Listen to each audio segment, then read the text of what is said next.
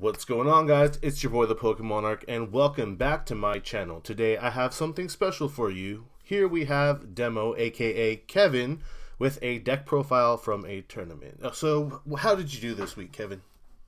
So this week, I entered in a locals tournament that was exclusively just for that beautiful Evil Twin playmat, and I decided to go all out using my beautiful Libromancer deck. Awesome.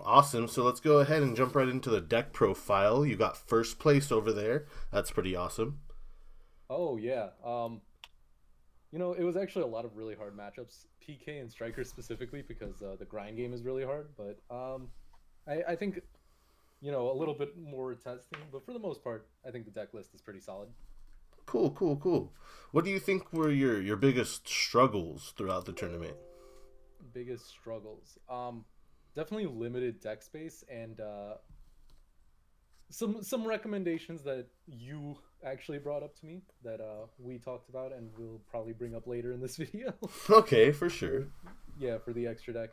But you want me to start Yeah, going go things ahead out and here? go through your cards and let us know what your choices were. Like what made you choose the way that you play the deck. Of course, of course. So first, we're gonna start with the classic, the three copies of Libromancer Geek Boy. Such a simple card, but so broken. Easily special summons itself, can be turboed out with E-Tele, and searches the field spell, which searches any other monster. Like you can't play the deck without playing three of this. Uh, we've got our two copies of Libromancer Agent. I played it at three for a little while, but for the most part, if you open field spell, Geek Boy, terraforming, whatever, and either Agent or Doombroker, then you don't really need a second Agent or the other one because it's just so easy to bring it out. And honestly, sometimes I would open up two of them and it was kind of bricky. And that's actually the only non-ritual Libromancer monsters. I don't run the Magic Girl because she is useless and does not have her own monster yet. So gotta thank for Konami for that one. Yeah, I've noticed that in the deck that for some reason they decided not to make a level 4 ritual yet. Yeah, they'll make it next set, even though it's probably not gonna help the deck at all like they always do. If Anyway, if they don't give up on them like S Force. no, they still make S Force cards. Oh, I haven't Uh, noticed. Yeah, actually, this set also had S-Force cards, so I was thinking about playing it. But you know what? I wanted to try the new archetypes, and I'm a big control guy, even though this deck is not control. Along with this being a level 3 psychic deck that just got revealed, we've got the other level 3 psychic deck that just got released being Punks. But of course, we're only running the simple engine. The two copies of No Punk Xeomin. Please make sure you're saying that name correctly. The one copy of Oh Toxin man. Spoon. Yeah, it's really bad. And Yeah. the one copy of Madam Spider. Okay, so Um, why did you choose the ratio of 2-1-1? So this is an interesting one. A lot of people should already know the Xeomin combo. Pretty much this or Itelli is a 1.5 card, like 3 to 4 negate combo. Um, but not a lot of people are playing Madam Spider, and I'm not sure why. So if you actually don't use your normal summon and you start this combo with Itelli, you get one more additional negate in the form of Dawn Dragster by normal summoning Madam Spider at the end. Plus, Madam Spider allows you to search the trap card Gabu, which gives you one more monster negate. So you are pretty much getting two extra negates, one spell and trap, and one monster. So I don't know why nobody's running this card. It's slept on so much. Wow, that's pretty crazy actually. It's it's so weird. Like I don't know. This card is so good. This engine is so good, but people seem to People are not be sleeping on respecting it. the punks, Too blinded by the brave PK. right? We got here our only normal summons in the entire deck. Every other card in the deck can actually be turboed out through a special summon method, but here we Mhm. got the only normal summon being Diviner of the Herald. Okay. Um, Very simple choice. There's actually two reasons for this. First of all, you can use it to go into Hal combos, because of course it is a tuner. And second of all, it could send Herald of the Arclight from the extra deck to the graveyard to search any ritual. There's one very important additional piece of knowledge with this card, and it's something that I can't figure out for myself, but maybe somebody out there can. And it's the fact that it makes itself level 6, can search any of the rituals, so you could search Doombroker, and because it's level 6, you can use it as the ritual material for Doombroker, pretty much getting you a negate that easily. I Hmm. can't figure out how to do the tribute summon with this, or I don't know how to use the tribute on this to. special one out from the deck because there aren't a lot of good targets. But somebody out there who's smarter than me can do that. What do you mean the tribute to special summon one out from the deck? So Diviner has a secondary effect when it's tributed to special summon a level 2 or lower fairy from the deck.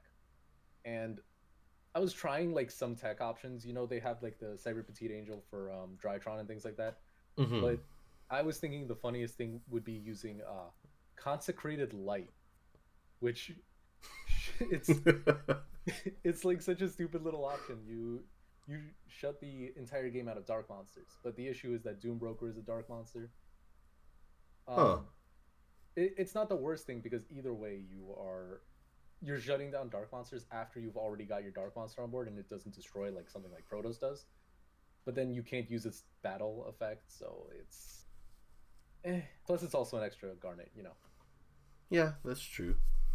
Either that or just summon out another level 2 or lower tuner. Oh god, and just keep it for Hulk combos. I need to see, but I don't know. I'm so like against Garnets. But Yeah. only monsters we have left that are important. You know what? We just skip to this real quick. I organized these wrong. We're gonna go with the 3 Doom Brokers. This is very important. We're starting with the rituals. Doom Broker is the most important Libromancer card, and it is the boss monster.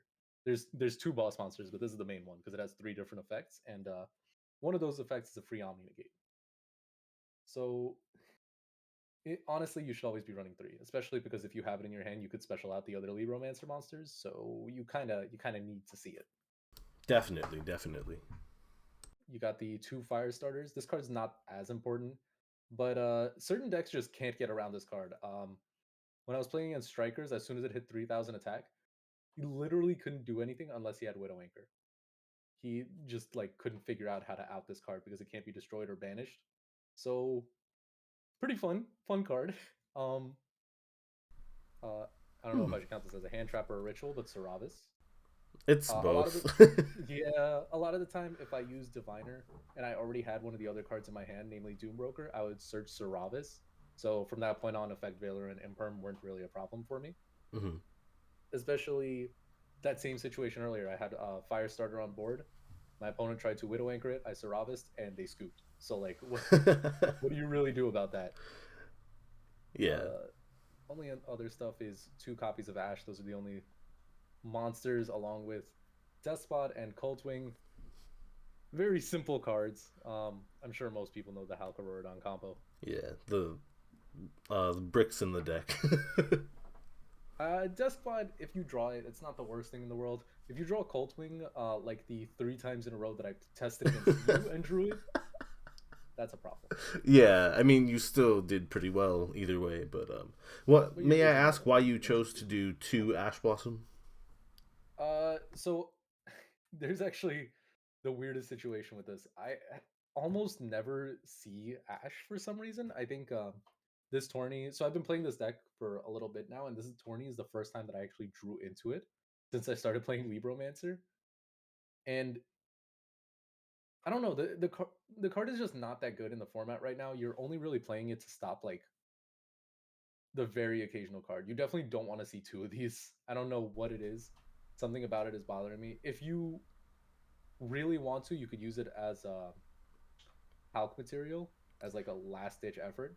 But I think Ghost Ogre does just as well in this deck because of the fact that it's a level 3 psychic.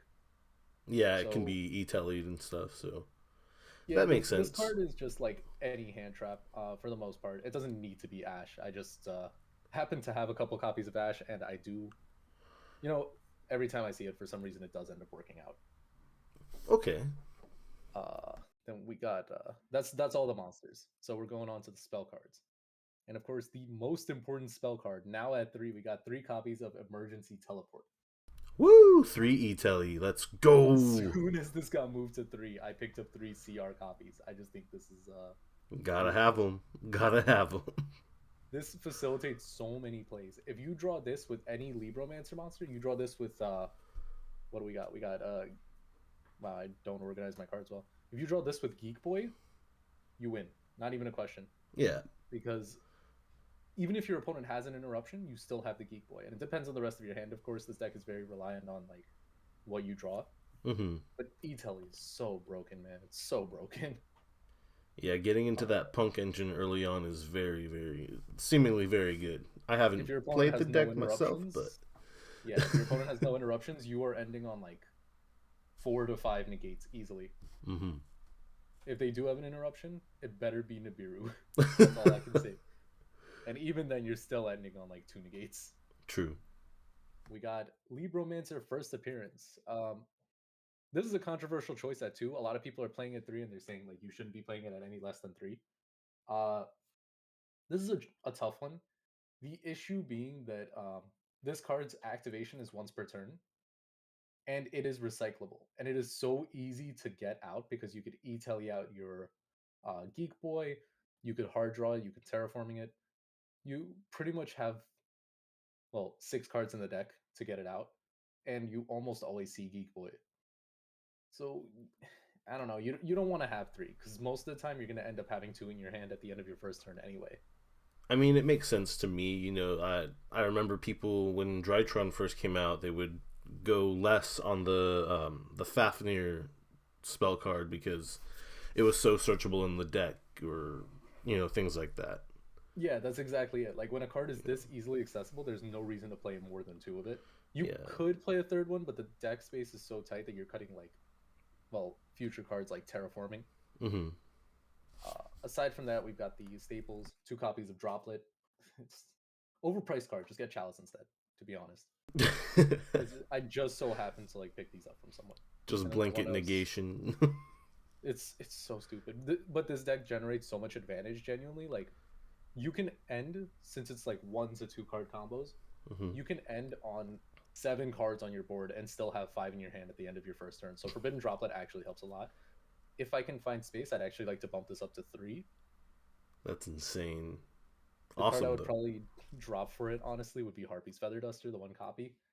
I love HFD.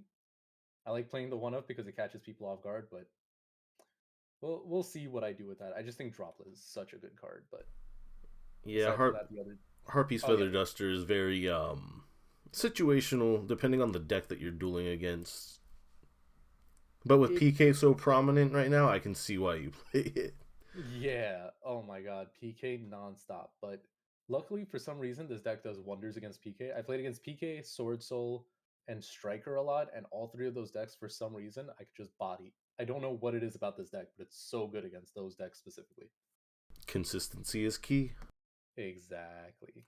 Aside from that, terraforming and called by. I was thinking about trying to fit in space for Crossout, but for now, called by is probably fine by itself. Just, you want to be able to facilitate those plays. If your opponent ashes you when you have the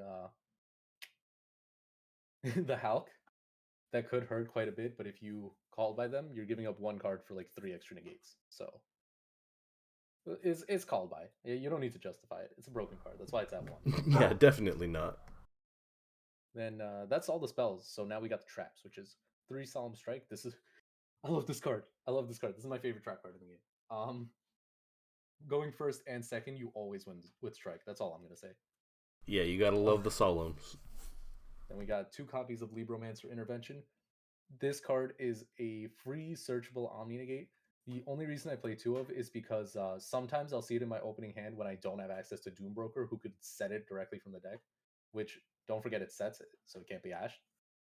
But really, really good card. Just having the extra Omni-Negate that's so easily accessible and recyclable, every single turn it comes back, is really incredible. Definitely a good card. 2 Imperms, of course. It's Imperm, whatever. Hell yeah. Regular staple. And then third, the unofficial Imperm that's easily searchable. The Jaruri P.U.N.K Dangerous Gabu. I still have a hard time saying all these card names. You can search this with Madam Spider, and that's the main reason that I play Madam Spider.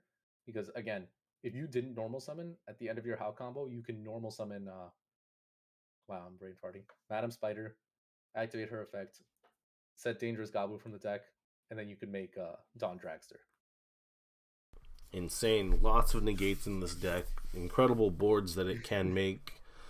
And, yeah, it just from what I saw that you were doing, it was...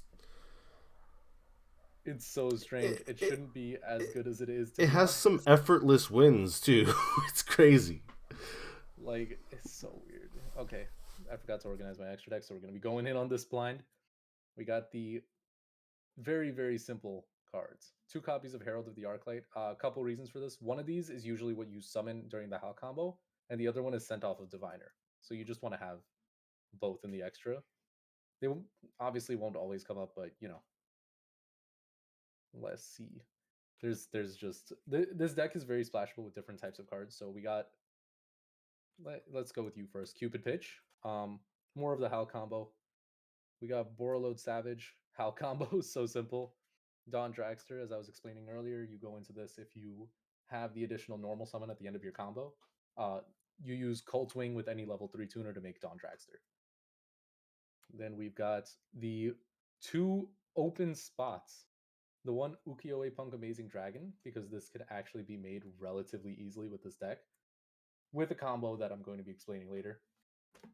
And the one Baroness de Fleur, which also is going to be weird, but I'll explain how that's made later, which was your choice. So Awesome. aside from these, we got the regular cards, Hulk, of course, the other card that somehow lost to me, Rorodon, and then just literally random cards, just Nightmare Phoenix, Nightmare Unicorn. I'm kind of stupid, sorry. Long work day. Win, access code, and then the one of Entis.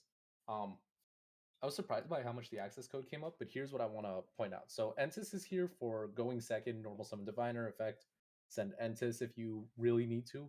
It actually does come up quite often. But the cards that don't come up as often are Phoenix and Win. And these 2 are going to be replaced with Shooting Riser Dragon and TG Wonder Magician. This was actually your idea, of course. Yeah.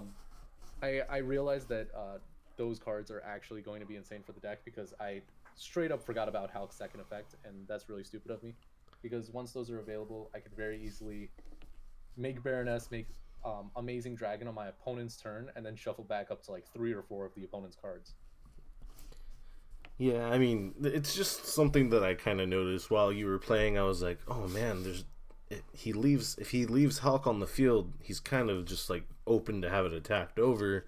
Yeah. So I didn't know what you could actually bring out with it, and there might even be other. Have, like, anything. I could have made Cupid Pitch. That was it. Yeah, there might have been other synchro tuners too, other than Riser and Wonder Magician that you could use, but I mean, they just kind of seem like some of the best. At least, especially like if you bring out Wonder Magician, that's the point of playing the Amazing Dragon, because you can use any level 6 or 2 level 3 monsters, and this deck is almost exclusively level 3 and level 6.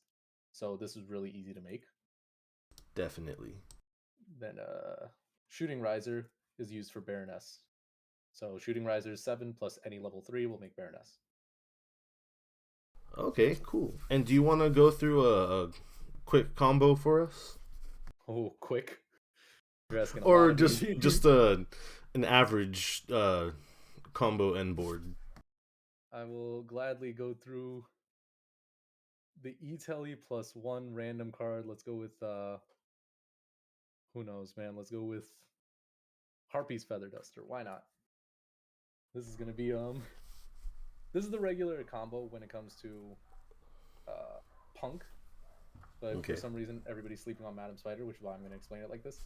E-Telly, of course, very simple. Special out Xeomin, activate Xeomin, search Foxy Tune. Foxy Tune allows you to special 1 from the deck by discarding it and something else. And this is where the Madam Spider comes out. Pay 600 life points to set the... Wow, I'm blind. Trap card directly from the deck, giving you an imperm immediately. So, I mean, your opponent might, you know, ash it or something, but they'd have to be really stupid to do that. Definitely. Wow, I have to do this. See, this is actually like the most important combo in this deck, and like you should know this combo. For some reason, people are like scamping out on explaining this combo, even though it's very important. We make Hulk, of course, Despot, and Hulk. Very, you know, very simple combo that like everybody and their grandmother is playing right now. We bring that out. It summons 3 tokens and Deskbot, so let's get those 3 tokens. But there's a lot of decision making at this point. You, of course, could go into Cupid Pitch, but for the most part, I usually prefer Herald of the Arclight to protect against any hand traps at this point.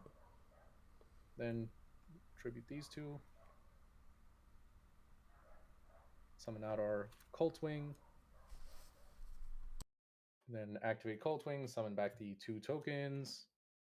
Summon back our Deskbot.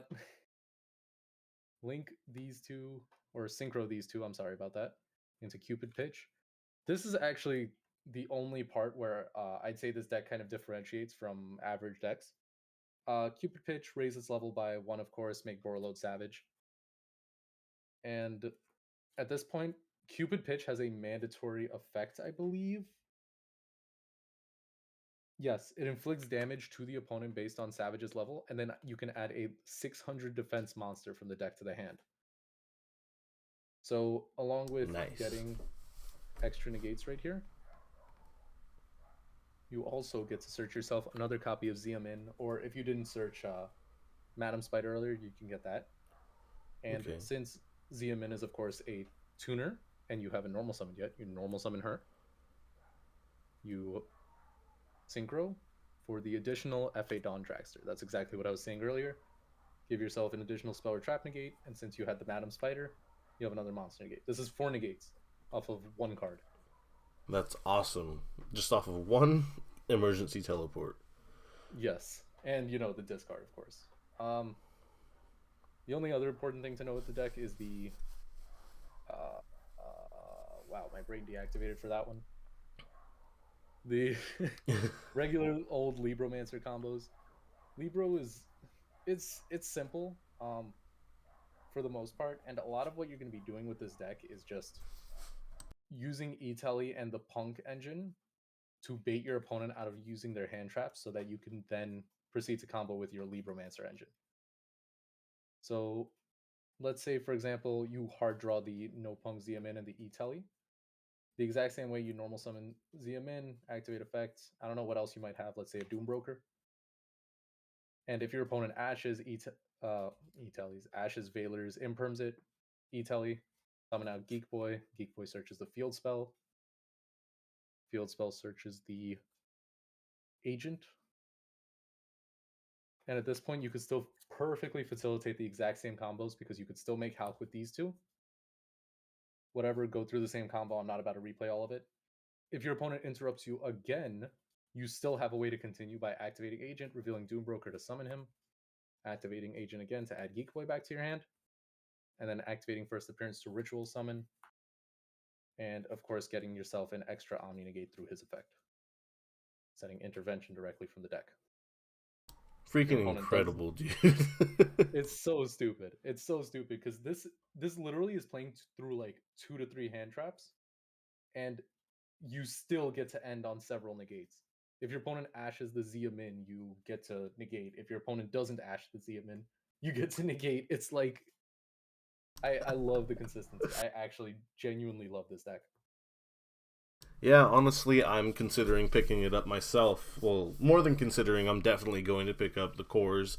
I have most of the synchros and links and stuff like that, but I think just seeing what this deck can do, I've been converted. Absolutely, it's the perfect splash between a combo and control deck, in my opinion. This is what Shaddoll Invoked wishes it could be. Which is totally right up my alley. I'm a big control player and I hate combos, so it's got to be good for something. Definitely. So, any shout outs you have for the video? Shout outs. Oh boy, do I got to call out the sealed only Yu-Gi-Oh boys. Of course, Jason's sitting right across this Discord call from me. We got Nick and Chu. Well, Demur, Chandra, and Chu. I don't know if Chu wants me saying his name. We got Dire Yugioh, and then we got the boys in my hometown, which is I don't know who we got here. We got Sammy. He's gonna kill me for saying his name. Then we got Chris, who doesn't even play this game anymore. But you know what? Why not? Cool, cool. Well, That would be all. congratulations on first place. Thank you, thank you. And hopefully you'll get first place at the next one. Yeah, if I get a single day off of work. Oh my god, it was really fun. It was really fun. It was a lot of good matchups, a lot of good testing. I really enjoyed it. Awesome. Glad to hear it. Well, thank you for your time and for letting me do this deck profile for my channel. And I really appreciate it. Thank you for having me, bro. It's always nice to be on there. And as for the viewers, thank you guys so much for watching. If you guys enjoyed the video, please be sure to like the video as always. Subscribe to the channel for more awesome content like this. And look forward to seeing Demo in the winner's circle again soon. Hell yeah. All right. Peace. Goodbye.